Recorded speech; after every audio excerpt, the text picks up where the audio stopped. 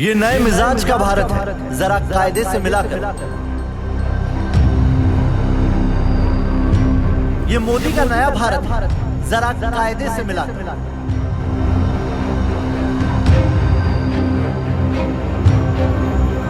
पाकिस्तान जिसकी फितरत आस्तीन के सांप वाली है, चीन जो दोस्ती के नाम पर पीठ में छुरा भोंकने का काम करता है, ये दोनों ही मुल्क भारत के पड़ोसी हैं। ऐसे पड़ोसी जो भारत को सालों से परेशान करते आए हैं। 2 साल पहले का दौर याद कीजिए, पाकिस्तान और चीन में अलग ही लेवल की दोस्ती देखी जा रही थी। पीओके से गुजरने वाले सीपीईसी से दोनों देश क्रांति की बातें किया करते थे, लेकिन कोरोना क्या आया, पासा पलट गया और दोनों देश रास्ते पर आ गए। भारत के खिलाफ साजिशों का ताना बाना बुनने वाले इन दोनों मुल्कों को पीएम मोदी ने पहले ही चेता दिया था कि ये नया भारत है, छेड़ोगे तो छोड़ेंगे नहीं। भारत की ये नीति रही है, हम किसी को छेड़ते नहीं हैं। लेकिन मैं फिर साफ कर दूं कि नए भारत को किसी ने छेड़ा तो वो छोड़ता भी नहीं। भारत की ये नीति रही है, हम किसी को छेड़ते नहीं हैं। लेकिन मैं फिर साफ कर दूं कि नए भारत को किसी ने छेड़ा तो वो छोड़ता भी नहीं है। 2014 में मोदी सरकार बनने के बाद से आतंकवाद को लेकर भारत की जीरो टॉलरेंस की नीति पर देश आगे बढ़ रहा है।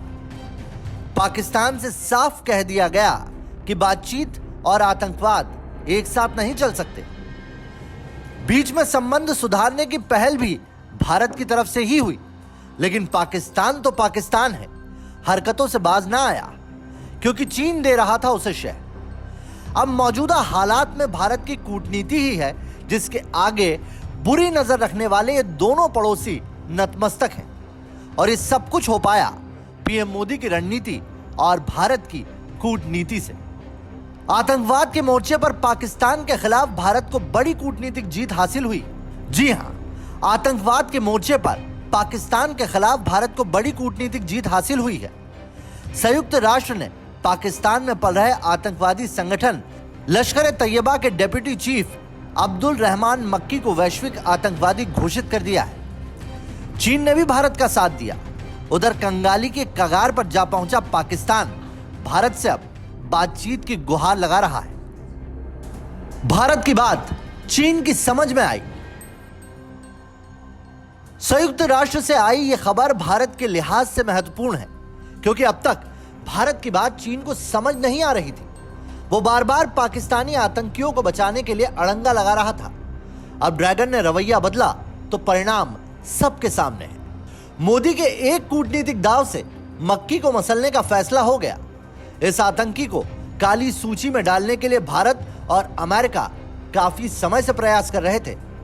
कुछ घंटे पहले तक दीवार बनकर खड़ा चीन अब पीछे हट गया है। संयुक्त राष्ट्र सुरक्षा परिषद की 1267वीं समिति ने 67 साल के मक्की को घोषित आतंकवादियों की सूची में शामिल कर दिया है। अब मक्की की संपत्ति भी जब्त होगी और उसकी यात्रा पर पाबंदी भी लगी, साथ ही उसे हथियार भी नहीं मिले।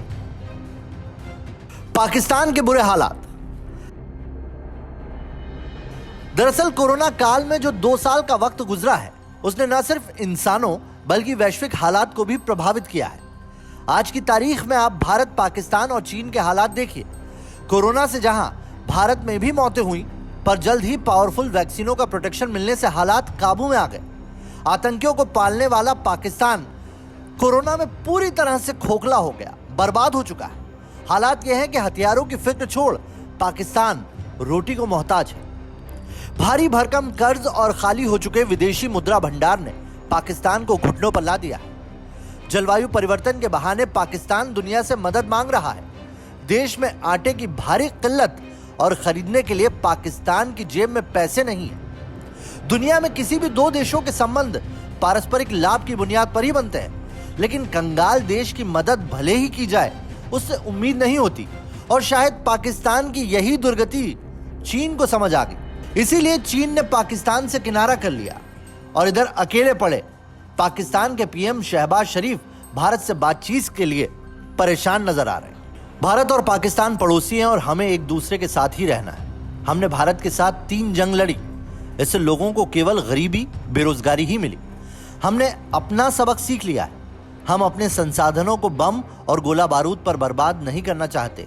मैं यही संदेश प्रधानमंत्री नरेंद्र मोदी को देना चाहता हूं कि आइए मेज पर बैठते हैं। भारत का कद बढ़ा, चीन की गद बिगड़ी। चीन पहले से ही कई महीनों से कोरोना की मार से बेहाल है। उसका पूरा तंत्र गड़बड़ा गया है। लाखों जाने गई, आंकड़े छिपाए, लेकिन अस्पतालों में शवों की तस्वीरें झूठ नहीं बोलती।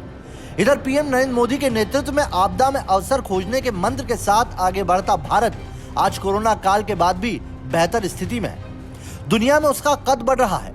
अमेरिका खुलेआम भारत की जय जयकार कर रहा है। दुनिया की 5वीं सबसे बड़ी अर्थव्यवस्था और पावरफुल G20 समूह के अध्यक्ष भारत के बारे में अमेरिका ने भविष्यवाणी की है कि 2023 भारत का होगा। व्हाइट हाउस में हिंद प्रशांत क्षेत्र के समन्वयक कूट कैंपबेल ने हाल ही में कहा था कि इस साल अमेरिकी कूटनीति में भारत पर बड़ा फोकस रहेगा। पूरी दुनिया आज भारत को विकासशील देशों की सशक्त आवाज के तौर पर देख रही है। कोरोना काल में पीएम मोदी के नेतृत्व में दुनिया ने भारत की लीडरशिप को देखा। भारत ने कई देशों को वैक्सीन सप्लाई की और मदद भेजी। मोदी ने कैसे किया चीन को चित? शायद आपके मन में सवाल उठ रहे हों कि जो चीन बॉर्डर पर युद्ध की तैयारी करता दिख रहा हो, डोकलाम गलवान के बाद अरुणाचल में दुस्साहस किया हो, अचानक से वो पाकिस्तान की दोस्ती भूल भारत की बात क्यों मान बैठा? तो संयुक्त राष्ट्र में भारत के राजदूत रहे सैयद अकबरुद्दीन को सुन लीजिए। उन्होंने कहा कि मक्की को वैश्विक आतंकवादी घोषित करने के प्रस्ताव से चीन ने रोक हटाने का फैसला इसलिए किया क्योंकि वो दुनिया में खुद को अलग थलग नहीं करना चाहता। अकबरुद्दीन ने कहा, चीन जैसा देश आतंकियों के रक्षक के रूप में क्यों दिखना चाहेगा? उन्होंने साफ कहा कि चीन अब तक पाकिस्तान के इशारे पर यह करता आ रहा था, लेकिन उसकी भी कुछ सीमाएं हैं और वो उससे आगे पाकिस्तान के चक्कर में अपने हितों के साथ समझौता नहीं करेगा। पूर्व राजनयिक ने कहा कि चीन अब आतंकवाद से संबंधित मुद्दों को हल करने के लिए तैयार है। भारत को उम्मीद है कि वो सीमा मुद्दे पर चिंताओं को भी दूर करेगा। 2023 मोदी के भारत के नाम। ग्लोबल सिनेरियो में मौजूदा वक्त में अमेरिका और चीन में टकराव बढ़ा है।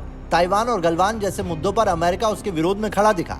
अमेरिका, जापान और ऑस्ट्रेलिया के साथ भारत क्वाड का सदस्य है, जिसे हिंद प्रशांत क्षेत्र में चीन की हरकतों पर अंकुश लगाने के लिहाज से महत्वपूर्ण माना जा रहा है। वैसे भी G20 के चलते पूरी दुनिया की नजर भारत पर है। देश में सितंबर के महीने में नई दिल्ली में G20 देशों का सम्मेलन होना है, जहां अमेरिकी राष्ट्रपति जो बाइडेन समेत दुनिया के दिग्गज पहुंचेंगे। अब तक चीन को शायद लग रहा था कि अमेरिका और रूस को बैलेंस करने के चक्कर में शायद भारत हालात को ना संभल पाए, लेकिन भारत ने अमेरिका ही नहीं, यूरोप समेत पूरी दुनिया के सामने अपने हितों को तवज्जो दी। भारत आज के समय में अपने पुराने मित्र देश रूस से बेझिझक हथियार और तेल खरीद रहा है। अमेरिका भी भारत से संबंध बिगाड़ना नहीं चाहता, इसीलिए उसने भी भारत रूस संबंधों पर आंख मूंदना ही बेहतर समझा। अमेरिका चाहता था कि यूक्रेन युद्ध के लिए भारत रूस की आलोचना करे, लेकिन पीएम मोदी ने दोनों देशों के राष्ट्रपतियों से बात कर शांति का आह्वान किया। यही वजह है कि चीन पाकिस्तान को पीछे छोड़ अपने हितों के बारे में सोच रहा है। ऐसे में यह कहा जा सकता है कि फिलहाल वक्त भारत का है। आज के समय में युद्ध के मैदान से ज्यादा फाइट कूटनीति के मंच पे होती है। युद्ध में हर तरह से नुकसान है, लेकिन कूटनीति से अपने हित बचे रहते हैं। भारत की बड़ी कूटनीतिक जीत है, क्योंकि इस कूटनीति के पीछे पीएम मोदी की रणनीति है, जिसमें एक बात साफ है, छेड़ोगे तो छोड़ेंगे नहीं।